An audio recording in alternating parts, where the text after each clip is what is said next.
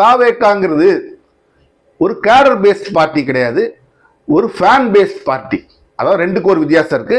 எம்ஜிஆர் என்னதான் சினிமா அரசியல் தொடங்கினாலும் அவர் தொடர்ந்து ஒரு கேடர் பேஸ்ட் பார்ட்டி, அதாவது அரசியல் தொண்டர்கள் மேல கட்டப்பட்ட ஒரு கட்சி.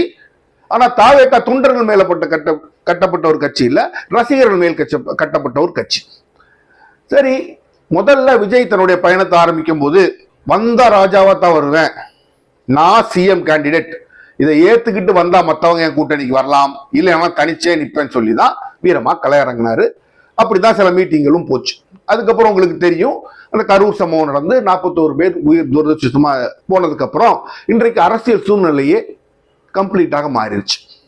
அப்போ இந்த எலெக்ஷன் தொடங்கும் போது கிட்டத்தட்ட 4 சிஎம் கேண்டிடேட் இருந்தாங்க. ஒன்னு கரண்ட் சிஎம் ஸ்டாலின் அவர்கள், இன்னொன்னு எடப்பாடி பழனிசாமி ஐயா அவர்கள், 3வது விஜய், 4வது சீமான். இப்போ இந்த சம்பவத்துக்கு அப்புறம் அரசியலுக்கெல்லாம் வெகுவாக மாறினதுனால இப்போ இந்த சிஎம் கேண்டிடேட் 4 பேர் இருக்காங்கன்னு நம்மளால சொல்ல முடியாது.